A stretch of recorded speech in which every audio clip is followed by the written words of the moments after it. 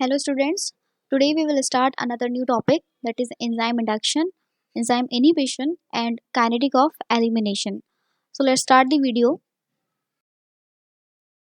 We can start our presentation with the enzyme induction and enzyme inhibition. तो सबसे पहले हम देख लेते हैं कि इंडक्शन क्या होता है.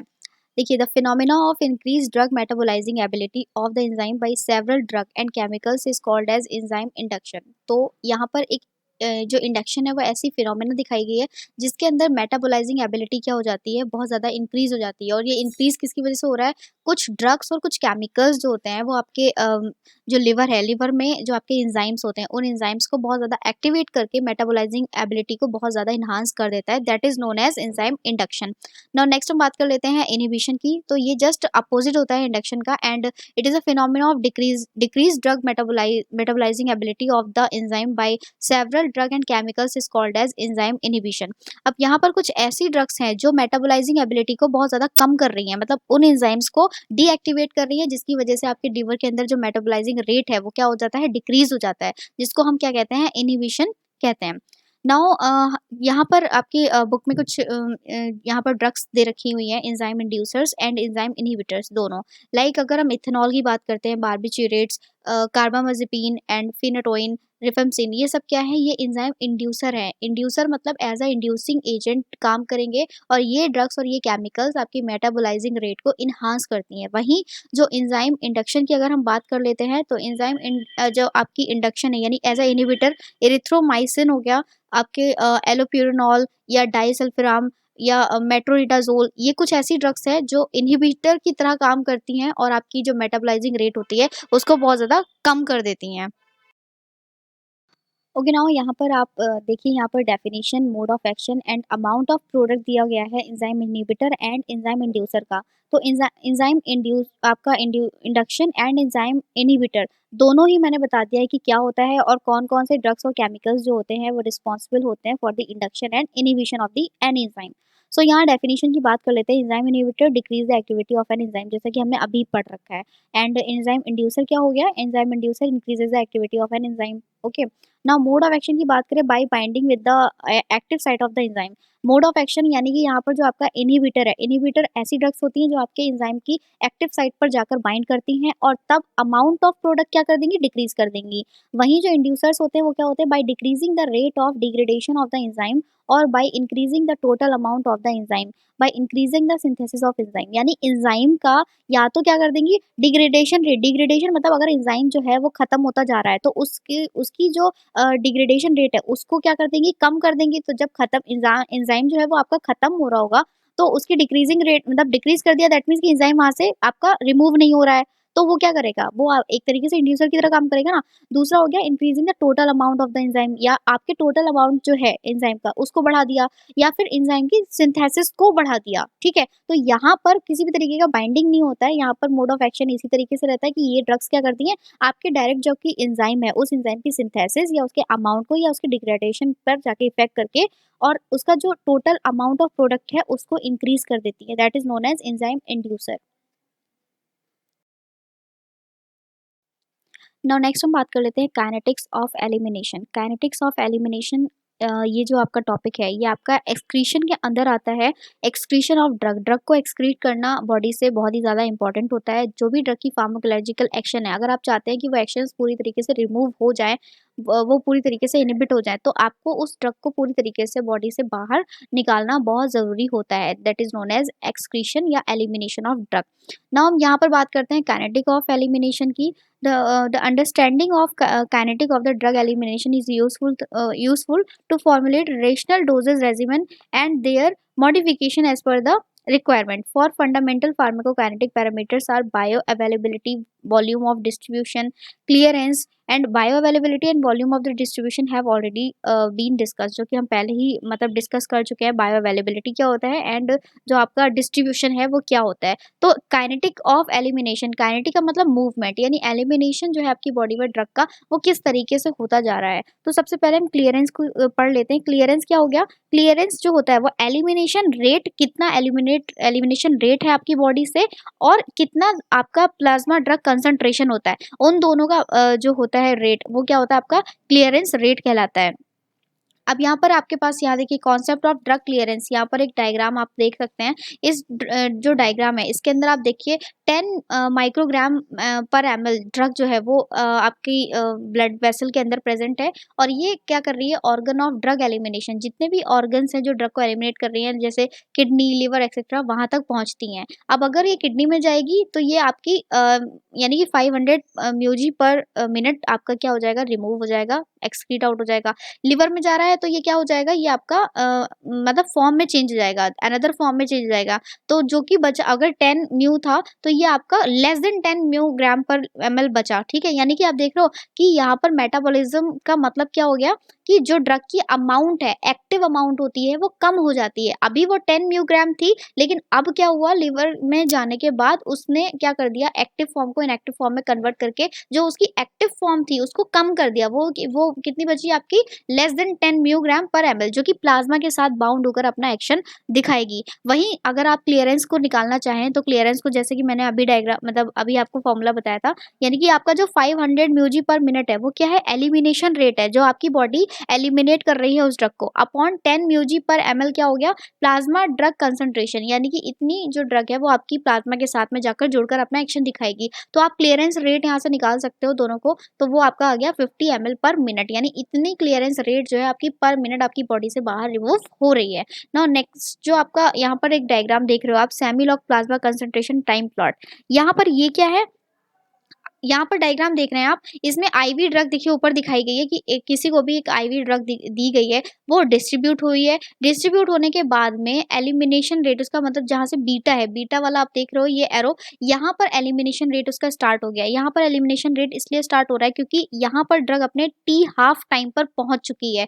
टी हाफ टाइम क्या हो गया, the plasma half life of a drug is time required for its plasma concentration to get reduce to half of its original value, मतलब अपनी ओरिजिनल वैल्यू, जब आपने ओरिजिनल वैल्यू आईवी के through आपने drug को दिया तो वो अपनी ओरिजिनल वैल्यू में थी, और टी हाफ में आते आते वो अपनी ओरिजिनल वैल्यू के हाफ रह गई। तो जो हाफ अमाउंट रह गया वो आपका प्लाज्मा कंसंट्रेशन से जाकर बाइंड अप करके अपना एक्शन शो करेगा, और जो हाफ आपका रह गया अनबाउंड, मतलब कि जो मेटाबॉलिज्म जो था उसका हो गया था, मेटाबॉलिज्म मतलब आपकी जो ड्रग है वो हाफ कैसी हो गई, आपकी इनएक्टिवेट फॉर्म में हो गई, तो वो अब आपकी बॉडी से रिमूव हो जाएगी क्योंकि वो तो वेस्ट प्रोडक्ट हो गया, तो उतनी जो अमाउंट है वो आपकी बॉडी से बाहर निकल जाएगी। तो ये टाइम, ये जो आपका लॉग है ये क्या है, semi log plasma concentration time plot, यानी टाइम के अकॉर्डिंग कितना प्लाज्मा कंसंट्रेशन आपके बाइंड हो रहा है और कितना जो आपका वेस्ट प्रोडक्ट है वो आपकी बॉडी से बाहर निकल रहा है। तो टी हाफ क्या हो जाएगा, टी हाफ हो जाएगा आपका कि कितना प्लाज्मा हाफ लाइफ है ड्रग का, वो आपके कंसंट्रेशन जो भी आपकी ड्रग की है वो कितने टाइम में उसकी अपनी ओरिजिनल वैल्यू के हाफ रह गई है, that is known as T half. Okay okay, now our next slide is factors affecting drug excretion. तो अब हम बात कर लेते हैं कि कौन कौन से फैक्टर्स हैं जो हमारी ड्रग एक्सक्रीशन को अफेक्ट करते हैं। So factors affecting drug excretion are physicochemical properties of drug. तो फिजियोकेमिकल प्रॉपर्टीज ऑफ ड्रग के अंदर सबसे पहले आएगा आपका molecular weight. So the excretion of drug with larger molecular weight is difficult compared to that of drug with smaller molecular weight.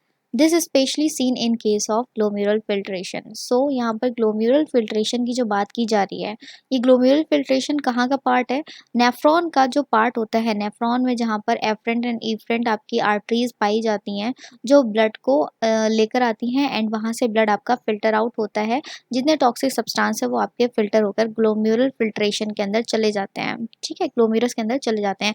वहीं पर अगर आपकी ब्लड के अंदर ड्रग प्रेजेंट है और वो ड्रग का मॉलिक्यूलर वेट बहुत ज़्यादा हाई है, तो आपके ग्लोमेरुलर फिल्ट्रेशन के अंदर वो इजीली नहीं जा पाएगा और फिल्टर आउट नहीं हो पाएगा in compare to that of drugs with smaller molecular weight. वहीं जो ड्रग्स जिनका मॉलिक्यूलर वेट बहुत कम होता है, ग्लोमेरुलर फिल्ट्रेशन से वो इजीली आपकी पास आउट हो जाती हैं। सेकेंड बात करते हैं लिपिड सॉल्युबिलिटी की। The solubility of a drug lipid is inversely proportional to its urinary excretion. तो जितना ज़्यादा आपका ड्रग जो है वो लिपिड सॉल्युबल होता है, तो उतनी ही क्या हो जाएगी आपकी, वो ड्रग की एक्सक्रीशन जो है वो वहाँ पर आपकी बढ़ जाएगी। यानी एक तरीके से इनवर्सली प्रोपोर्शनल होते हैं आपके, कि अगर बहुत ज़्यादा आपकी जो लिप सॉरी यहाँ पर आपका जो अगर ड्रग है, ठीक है, ड्रग क्या है आपका लिपिड सॉल्युबल अगर हो रहा है तो वो आपका एक्सक्रीशन में कहीं ना कहीं प्रॉब्लम करेगा। ड्रग कैसा होना चाहिए आपका, वाटर सॉल्युबल होना चाहिए, क्योंकि मेनली जो एक्सक्रीशन होती है वो वाटर का ही तो होता है ना, वाटर अमाउंट निकलता है हमारे यूरिन के थ्रू। तो यानी कि यहाँ पर आपका जो ड्रग है वो जितना अगर लिपिड सॉल्युबल होगा तो इन्वर्सली प्रोपोर्शनल हो जाएगा आपके एक्सक्रीशन के, ठीक है। तो अगर यानी कि आपकी जो एक्सक्रीशन अगर आप चाहते हैं कि ड्रग का बहुत इजीली हो जाए, बहुत ज़्यादा हो सके, तो उसके लिए आपकी जो ड्रग है वो वाटर सोल्यूबल होनी चाहिए। वाटर सोल्यूबल ड्रग आपकी इजीली वहाँ से पास आउट हो जाएगी। For example, if a drug A is more soluble in lipid compared to drug B, then A will be slow increased volume of distribution and decreases renal excretion as compared to that exhibits as drug B. So आपने देखा यहाँ पर कि अगर drug B जो है वो आपकी लिपिड सॉल्युबल कम है, ठीक है, और ए वाली ड्रग आपकी लिपिड सॉल्युबल ज़्यादा है, तो वो डिस्ट्रीब्यूशन और एक्सक्रीशन दोनों ही उसका रेट कम हो जाएगा क्योंकि वो लिपिड सॉल्युबल ज़्यादा है। तो आपकी ड्रग को एक्सक्रीट होने के लिए लिपिड सॉल्युबल कम होना चाहिए, यानी वाटर सॉल्युबल, जितना आपके वाटर सॉल्युबल ड्रग होगी उतनी ही जल्दी वो आपके बॉडी से एक्सक्रीट आउट हो जाएगी। नेक्स्ट हम बात करते हैं volume of distribution. The volume of distribution of drug is inversely proportional to their clearance. जो आपका ड्रग का वॉल्यूम है, डिस्ट्रीब्यूशन वॉल्यूम है, यानी वीडी है, वो इन्वर्सली प्रोपोर्शनल होता है क्लियरेंस के। A drug is possess a large volume of distribution show poor excretion in urine. यानी जो भी ड्रग है उसमें अगर वॉल्यूम ऑफ डिस्ट्रीब्यूशन उसका बहुत ज़्यादा है तो एक्सक्रीशन जो है उसका वो कैसा हो जाएगा, पोअर हो जाएगा, वो एक्सक्रीशन उसका बहुत ज़्यादा अच्छा नहीं होगा। While drug possess a smaller volume of distribution, यानी कि restricted to the blood, show significant excretion, यानी कि हाई रेट ऑफ एक्सक्रीशन हो जाएगा अगर उसका वॉल्यूम ऑफ डिस्ट्रीब्यूशन क्या होगा, कम होगा। तो अगर बहुत ज़्यादा वॉल्यूम ऑफ डिस्ट्रीब्यूशन अगर हो जाएगा, ड्रग पूरे बॉडी में डिस्ट्रीब्यूट होती चली जा रही है, तो उसका एक्सक्रीशन क्या हो जाएगा, पुअर हो जाएगा। अगर वो कम डिस्ट्रीब्यूट हो रही है, ठीक है ना, तो उसका एक्सक्रीशन बहुत जल्दी ही हो जाएगा बॉडी से बाहर। Now renal blood flow, drug that show increased perfusion also show an increased in their excretion। यानी कि जो भी ड्रग है वो अगर उसकी परफ्यूजन रेट ज़्यादा है तो उसका एक्सक्रीशन रेट भी ज़्यादा हो जाएगा। This is specially significant for drug that undergo excretion by glomerular filtration. तो ये ज़्यादातर उन ड्रग्स में देखा जाता है जो आपके ग्लोम्युरस फिल्ट्रेशन के थ्रू एक्सक्रीट आउट होती हैं। तो रीनल फ्लो क्या है, ब्लड का रीनल फ्लो भी एक तरीके से अफेक्ट कर रहा है ड्रग के एक्सक्रीशन को। तो जितना परफ्यूजन आपकी ड्रग का ज़्यादा होगा उतनी ही जल्दी वो आपकी ड्रग जो है बॉडी से बाहर एक्सक्रीट आउट हो जाएगी। Binding characteristic of drug that are bounded to plasma protein act as macromolecule and their filtration by glomerulus is not possible. Glomerulus filtration contain only those drugs that are unbound or free. During that are protein bound possess extended half life. यानी कि binding characteristic drug में ये बताया जा रहा है कि जो आपकी अनबाउंड ड्रग होती है ना वो तो आपकी बॉडी से एक्सक्रीट आउट हो जाएगी, लेकिन जो आपकी प्लाज्मा प्रोटीन से बहुत ही ज़्यादा हाई एफिनिटी रखती है बाउंड होने के लिए, तो वो आपकी बॉडी से बाहर एक्सक्रीट नहीं हो पाती है। क्यों? क्योंकि वो वहाँ पर एज अ मैक्रोमोलिक्यूल काम करती है और वो ड्रग के साथ जो है आपके जो प्लाज्मा है उसके साथ में ईजिली बाइंड हो जाती है। तो वहाँ से वो बॉन्डिंग टूट कर उस ड्रग का बाहर निकल पाना इम्पॉसिबल होता है। तो अनबाउंड जो भी ड्रग वो आपकी बॉडी में रह जाती है सिर्फ वही एक्सक्रीट आउट हो पाती है। जो बाउंड ड्रग होती है वो अपना रिस्पॉन्स दिखाती है एंड उसका फार्माकोलॉजिकल एक्शन आपकी बॉडी के अंदर रहता है।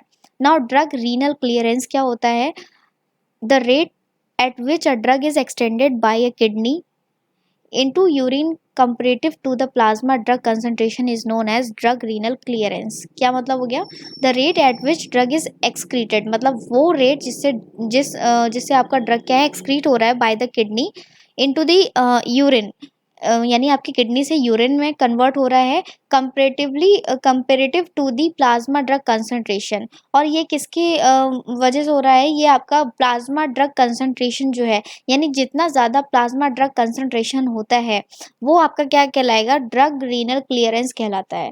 ठीक है, तो यहाँ पर क्या बात हो गई कि यानी कि आपकी जो ड्रग है वो एक्सक्रीट आउट होती है तब, यानी कि उसका जो रेट है वो ज़्यादा हो जाएगा तब जब आपका प्लाज्मा ड्रग कंसंट्रेशन भी ज़्यादा होगा, और इस कंडीशन को ही आपका ड्रग रीनल क्लियरेंस कहा जाता है।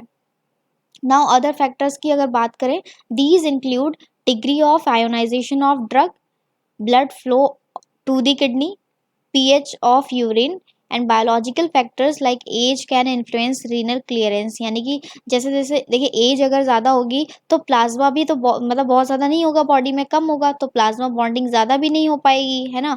तो ये सब क्या है कि आपका एक तरीके से एज भी कहीं ना कहीं एक्सक्रीशन को इफेक्ट करती है, यानी आपकी ड्रग जो है वो पूरी तरीके से, यानी कि जो रीनल क्लियरेंस होता है वो कहीं ना कहीं एज पर भी डिपेंड करता है।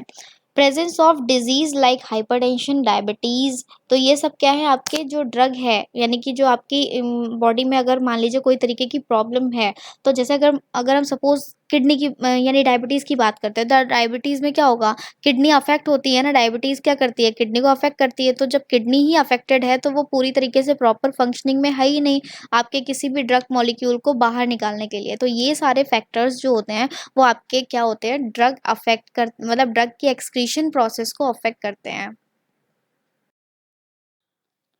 Okay students, prepare your notebook for further detail content. Thank you.